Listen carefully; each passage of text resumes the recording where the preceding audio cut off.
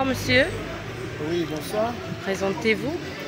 Alors, je suis docteur Eddy Eto Georges, chirurgien cardio-thoracique vasculaire, chirurgien pédiatre ici, chirurgien général, président de la FAGA, un des membres de la fondation Acacia.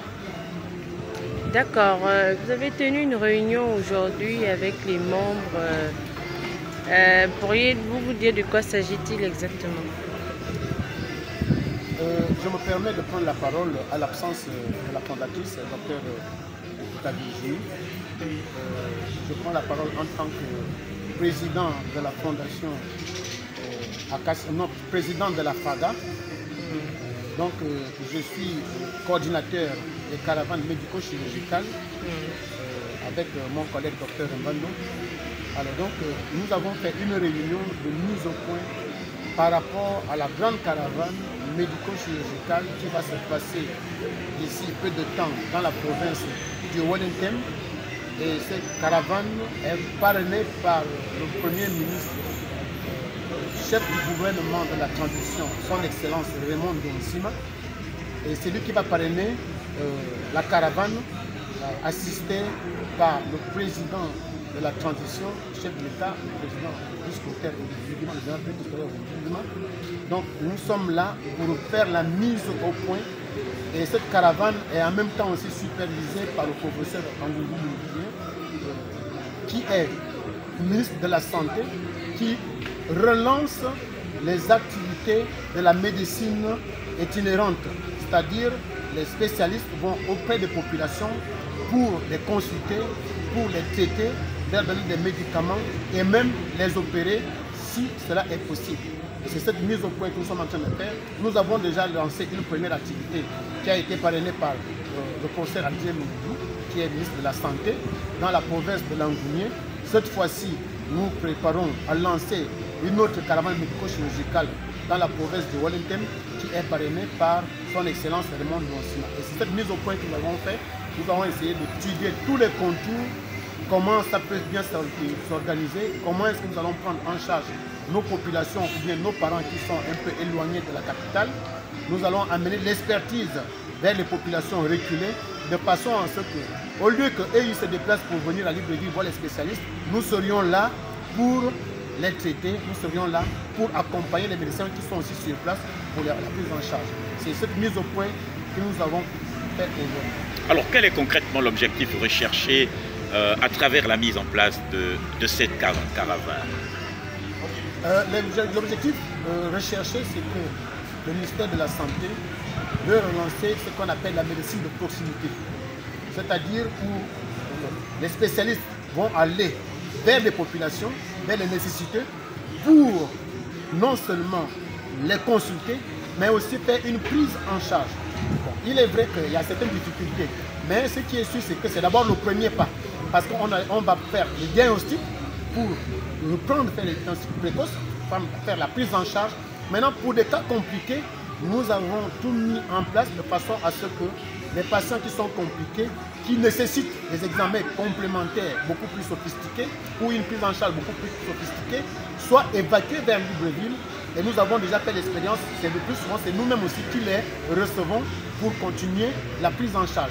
Maintenant, si au niveau de Libreville, nous ne pouvons toujours pas prendre en charge par rapport à une certaine pathologie, nous avons aussi des partenaires de l'étranger avec l'accord, avec l'appui de la NAMGS pour les évacuer vers les étrangers, de façon à ce que la prise en charge puisse être complète. Donc l'objectif, c'est d'aller vers les populations, parce qu'il y a très souvent problème de déplacement. Les populations parfois ont du mal à venir vers Libreville pour venir se faire consulter. Par exemple, je prends un exemple. Quelqu'un qui souffre d'hypertension ou bien quelqu'un qui a une maladie cardiaque et qui va au niveau de Bitam, de Mimboul ou de Medounou, je prends cet exemple, il va trouver un médecin généraliste qui est sur place, qui n'est pas spécialisé pour faire la bonne prise en charge.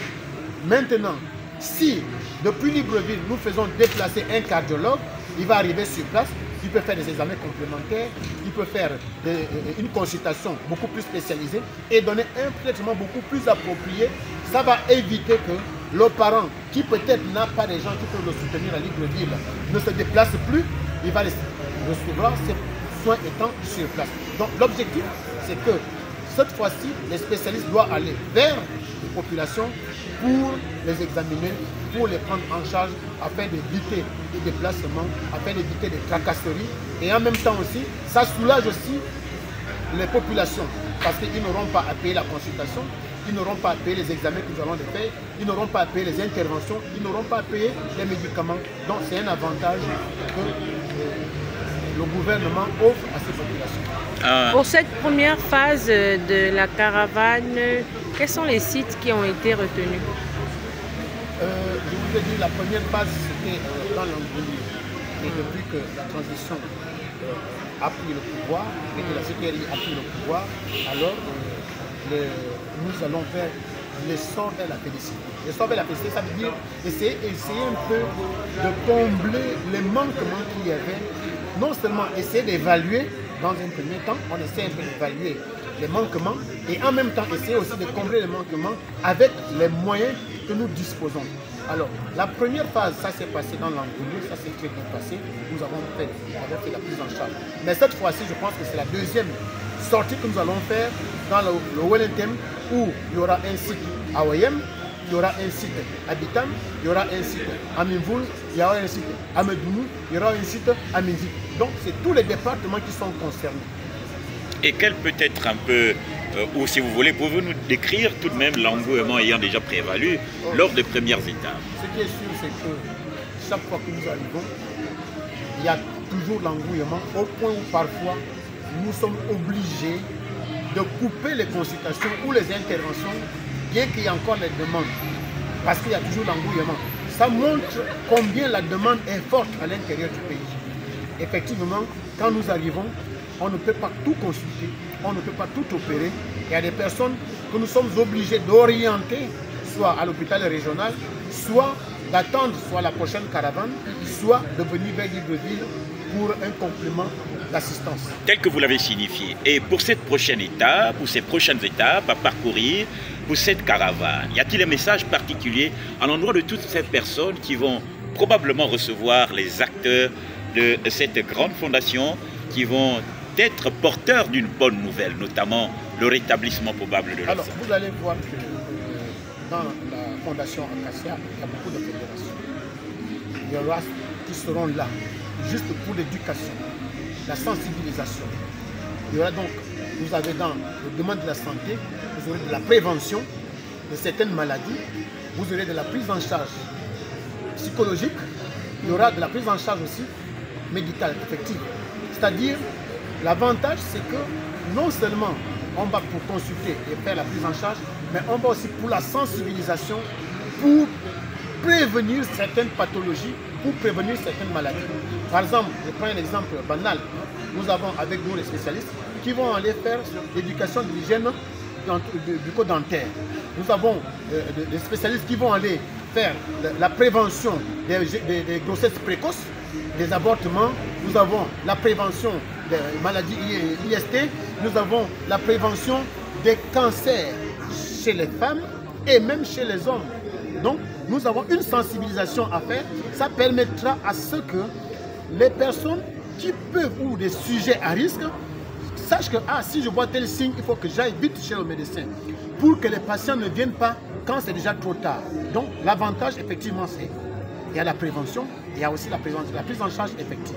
Donc, c'est le message que nous apportons pour sensibiliser les personnes, pour les éduquer, comment se prendre en charge, comment aller vers le médecin quand il y a déjà des petits symptômes, etc. Et ne pas attendre que la maladie soit grave avant de venir vers le médecin. Merci.